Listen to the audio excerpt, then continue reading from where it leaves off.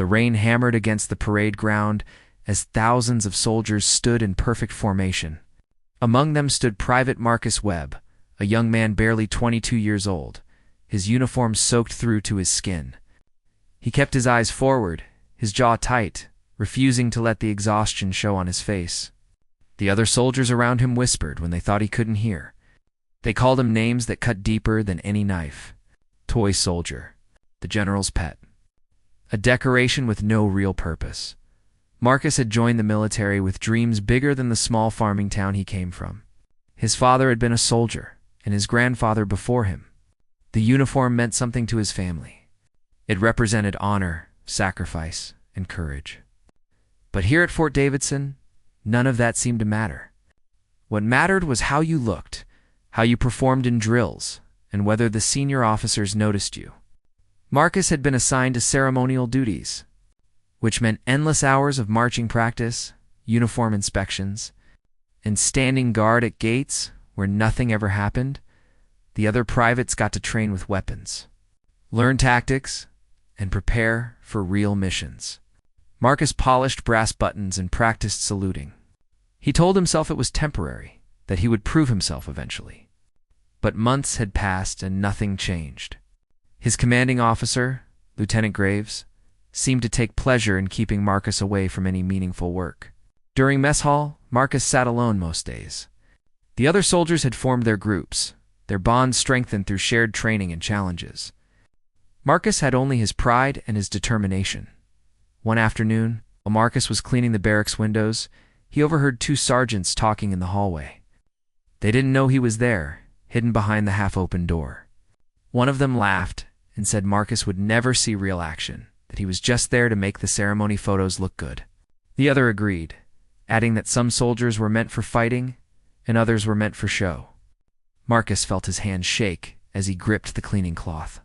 He wanted to burst through that door and prove them wrong, but he knew better. Outbursts led to disciplinary action, and that would only make things worse. That evening, Marcus wrote a letter to his father but never sent it. He couldn't bring himself to admit how things really were. His father had been so proud when Marcus enlisted, had traveled 6 hours to watch him take his oath. How could Marcus tell him that the uniform he wore with such pride had become a costume in the eyes of his peers? Instead, Marcus tore up the letter and threw himself into his duties with renewed focus. If they wanted a perfect toy soldier, he would be flawless. Every button would shine like a mirror. Every salute would be crisp and exact. And one day, somehow, he would find a way to prove that he was more than what they saw. The weeks continued this way, a blur of meaningless tasks and cold shoulders. Marcus became a ghost in his own unit, present but unseen, there but not acknowledged. He watched other privates advance, receive commendations, get chosen for special assignments. And he stood at attention, guarding empty hallways and participating in ceremonies where politicians shook hands and made speeches about honor. The irony wasn't lost on him. Everyone talked about honor, but no one seemed to recognize it when it stood right in front of him, patient and waiting for a chance. Everything changed on a cold Tuesday morning in November. General Raymond Hatcher arrived at Fort Davidson for an inspection that had everyone scrambling. The general was a legend, a man who had served in 3 wars and earned more medals than most soldiers could name. He was known for his sharp eye and his intolerance for laziness or incompetence. Officers ran through the barracks like nervous children, making sure every corner was spotless. Every schedule was perfect. Marcus was assigned to stand guard at the east entrance during the general's visit. It was another ceremonial post, another chance to be invisible. He took his position 2 hours before the general was scheduled to arrive, making sure his uniform was immaculate. The cold wind bit at his face, but he remained perfectly still, his rifle held at exactly the right angle. Other soldiers passed by, heading to their posts or their duties, and some of them smirked when they saw him. The toy soldier on display again. When General Hatcher's convoy finally arrived, Smark to attention and delivered his salute with precision. The general's car stopped briefly at the gate, and through the window, Marcus could see the old man's weathered face. For just a moment, their eyes met. The general's expression was unreadable, stern and focused. Then the car moved on, and Marcus resumed his position. He told himself it didn't matter, that the general had probably already forgotten his face. Important men didn't remember toy soldiers. The inspection lasted 3 days. General Hatcher walked through every building, observed training exercises, reviewed files, and interviewed officers. Marcus continued his usual duties, staying out of the way and trying not to think about how others were getting opportunities to impress the general while he stood guard or polished equipment. On the second day, Lieutenant Graves called Marcus into his office. Marcus expected another pointless assignment, but instead, Graves looked uncomfortable. Almost nervous, the lieutenant told Marcus that General Hatcher had requested his presence at a meeting the following morning. No explanation was given. Graves seemed as confused as Marcus felt. When Marcus asked why the general wanted to see him, Graves just shook his head and dismissed him. That night, Marcus couldn't sleep. He ran through every possibility in his mind. Had he made some mistake during the salute? Was this about something he didn't even know he had done wrong? Or maybe, just maybe, someone had finally noticed that he was capable of more. The next morning, Marcus put on a fresh uniform and made his way to the command building. His heart pounded as he walked through halls he had rarely entered before. Other soldiers stared at him as he passed, probably wondering the same thing he was wondering. A young private being summoned by a legendary general was not normal. When Marcus reached the conference room, a stern-faced captain opened the door and gestured for him to enter. Inside, General Hatcher sat alone at a long table, reading from a folder. He didn't look up immediately. Marcus stood at attention, barely breathing. The silence stretched on for what felt like hours but was probably only a minute. Finally, General Hatcher closed the folder and looked at Marcus with those same sharp eyes that had met his at the gate. The general's voice when he spoke was rough and direct. He asked Marcus how long he had been at Fort Davidson and what his current assignment was. Marcus answered honestly, keeping his responses brief and respectful. The general nodded slowly, as if confirming something he already knew. Then he asked a question that caught Marcus completely off guard. He asked Marcus why he was still there, doing ceremonial work. When his service record from basic training showed exceptional marks in tactics and leadership, Marcus felt his throat tighten. Nobody had ever asked him that question before. He carefully explained that he had been assigned to ceremonial duties upon arrival at Fort Davidson and had been performing those duties to the best of his ability ever since. He didn't mention the whispers, the isolation, or the way Lieutenant Graves seemed determined to keep him away from real training. Marcus had been taught never to complain about his superiors. He wasn't about to start now, especially not in front of a general. General Hatcher leaned back in his chair, his expression thoughtful. He told Marcus that he had reviewed every soldier's file at Fort Davidson over the past 2 days. Out of 347 enlisted personnel, Marcus's file had caught his attention for 2 reasons. First, his performance scores from basic training were in the top 5%. Second, despite being at Fort Davidson for 8 months, he had received 0 advancement opportunities, 0 commendations, and 0 assignments beyond ceremonial duty. The general wanted to know if there was something. Marcus wasn't telling him. For the first time since arriving at Fort Davidson, Marcus felt anger rising in his chest. Not at the general, but at the situation. He had followed every rule, performed every task perfectly, and remained respectful even when he was treated like furniture. And now this general, this man he had never met before, was the first person to notice something was wrong. Marcus took a breath and made a decision. He told the general the truth, not with bitterness, but with simple facts. He explained that he had requested transfer to active training multiple times and had been denied each time without explanation. He mentioned that Lieutenant Graves seemed to believe he was better suited for ceremonial work. General Hatcher's jaw tightened. He asked if Lieutenant Graves had given any reason for these decisions. Marcus said no, and the general made a note in his folder.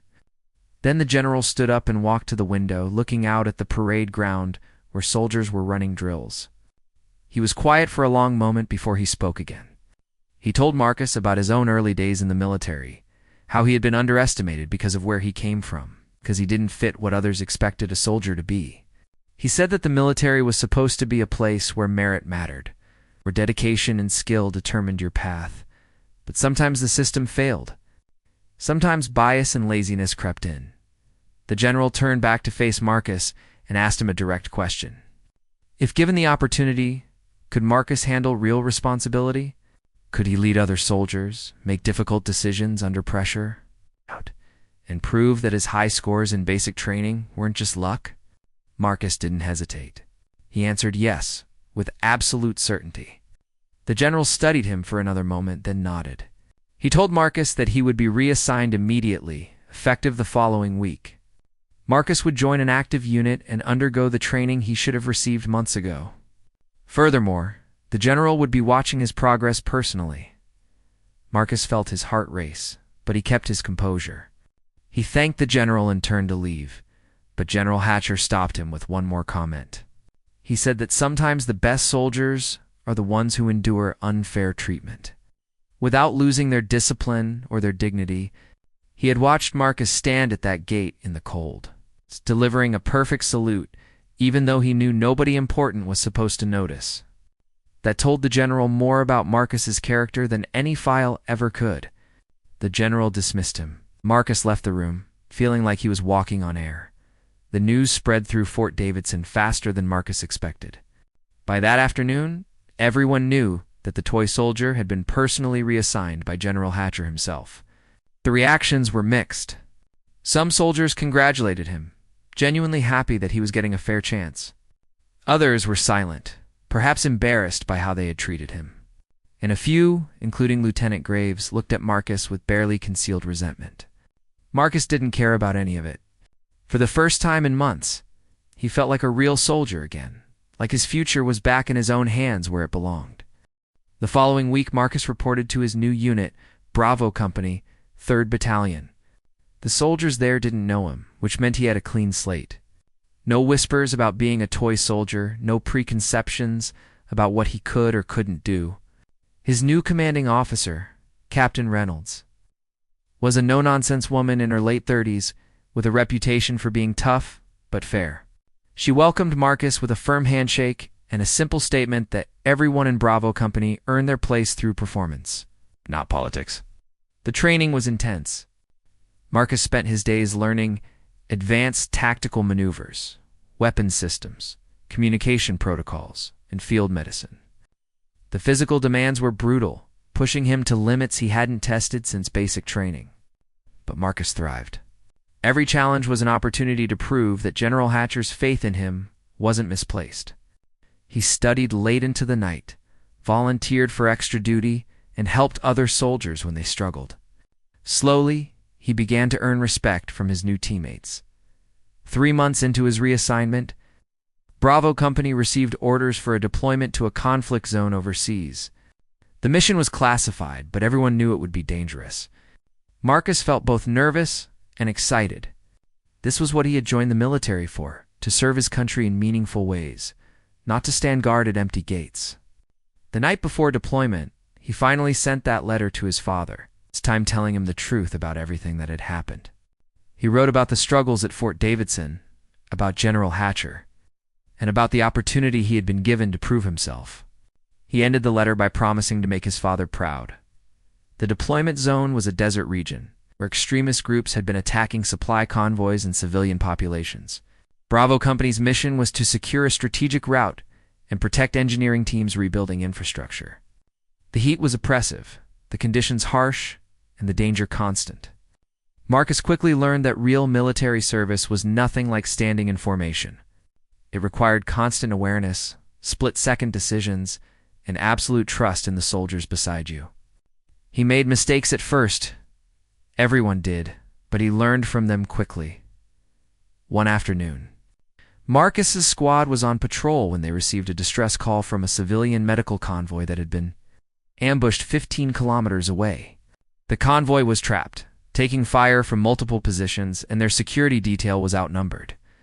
Captain Reynolds ordered Marcus's squad to provide immediate support. As they moved toward the location, Marcus felt fear grip his stomach, but he pushed it down. People were dying, and he had trained for this moment. His squad leader, Sergeant Chen, divided them into 2 teams and explained the approach. Marcus would lead the second team, flanking the attackers from the east, while Chen's team drew their attention from the front. It was Marcus's first time leading soldiers in combat, and the weight of that responsibility felt enormous, for lives depended on his decisions. They moved quickly through the desert terrain, using rock formations for cover, staying low and quiet. Marcus could hear the gunfire getting louder as they approached. His heart hammered, but his mind was clear. He remembered his training, remembered General Hatcher's question about whether he could handle real responsibility. When they reached their position, Marcus assessed the situation. The attackers were focused on the trapped convoy, unaware of the flanking approach. Marcus signaled his team and gave the order to engage. The firefight lasted less than 10 minutes, but it felt like hours. Marcus's team executed their assault perfectly, catching the attackers by surprise and forcing them to retreat.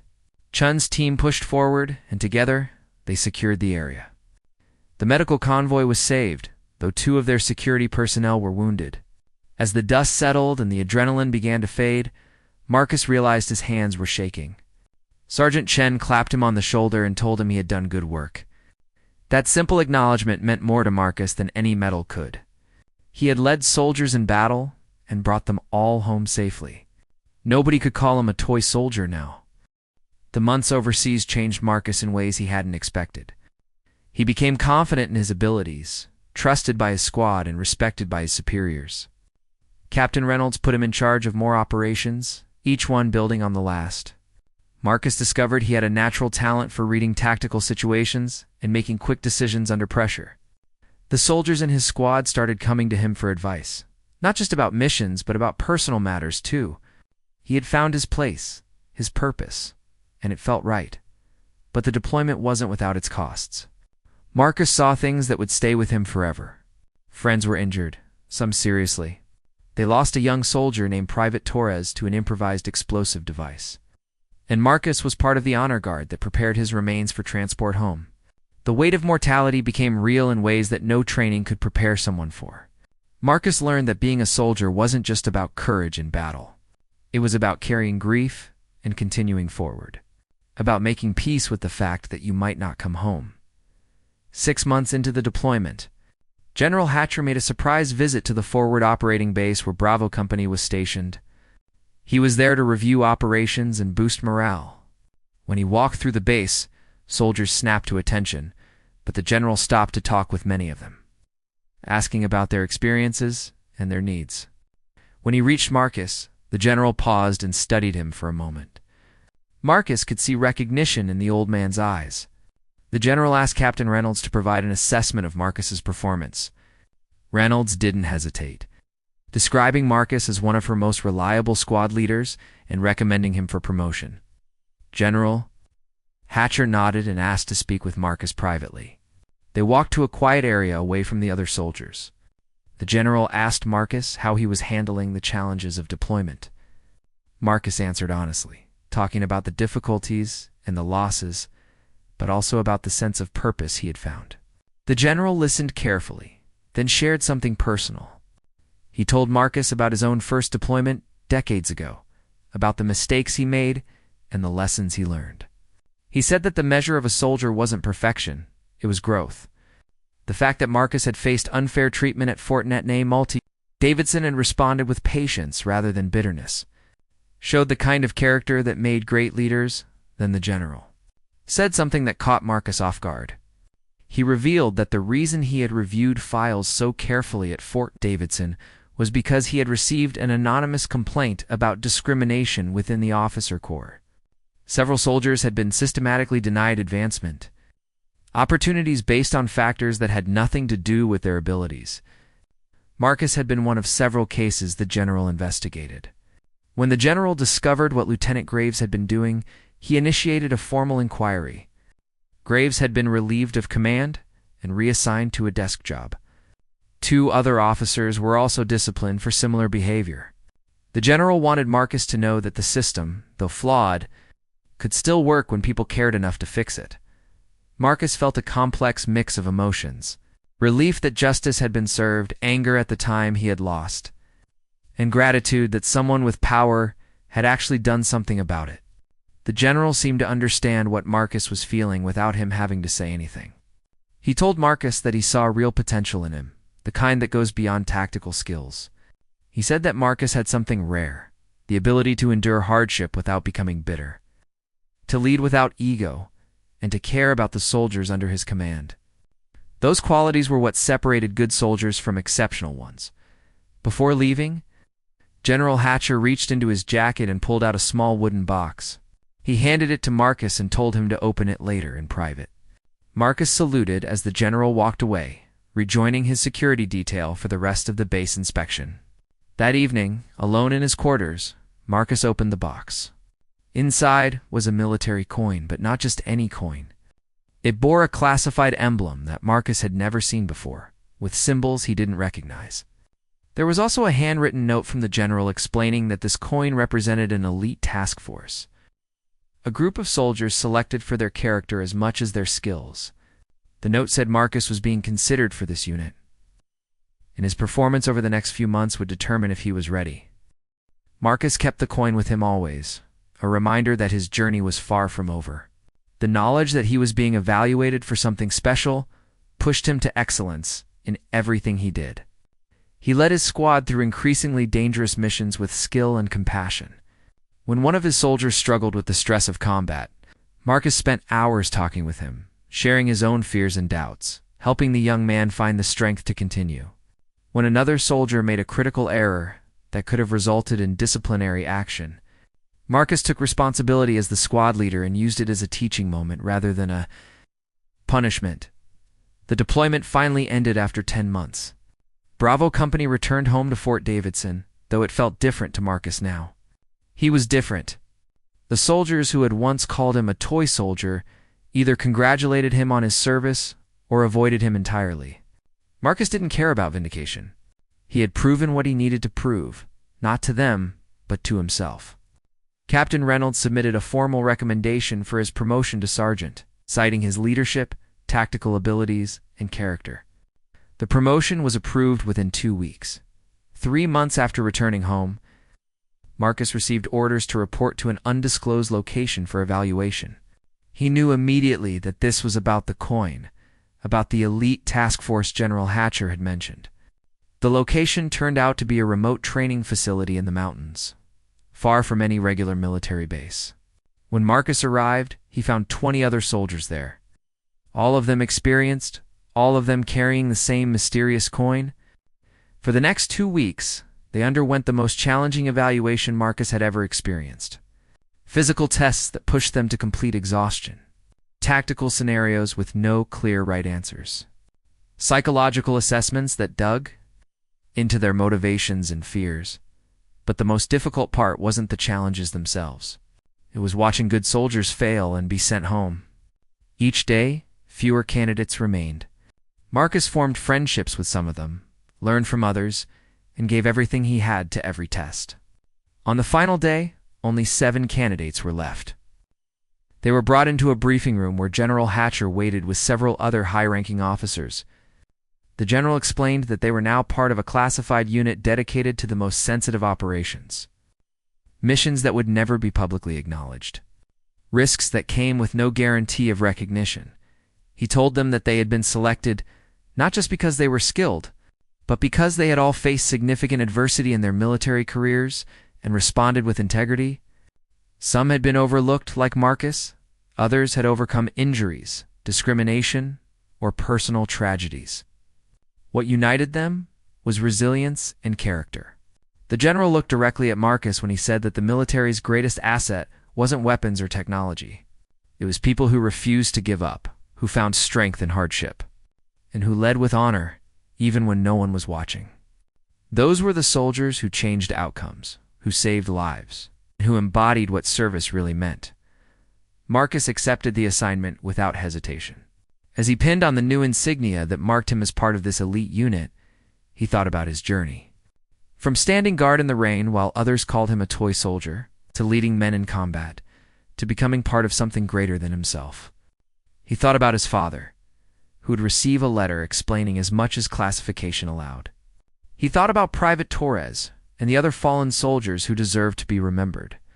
And he thought about General Hatcher, a man who had taken the time to look beyond the surface and see potential, where others saw nothing worth noticing. Years later, after many classified missions and countless challenges, Marcus would eventually become an instructor, training the next generation of soldiers. He never forgot what it felt like to be dismissed, to be called a toy soldier while he stood in perfect formation, waiting for someone to see his worth. He made sure that every soldier under his command knew they were valued, that their potential mattered more than appearances or politics. And on his desk, in a small frame, he kept that coin with the classified emblem. A reminder that sometimes the greatest journeys begin with the smallest acts of recognition. One general had taken the time to notice one overlooked soldier, and that moment of attention had changed everything. Marcus made it his mission to pay that forward, to be the person who saw potential in others when they needed it most, just as someone had once done for him.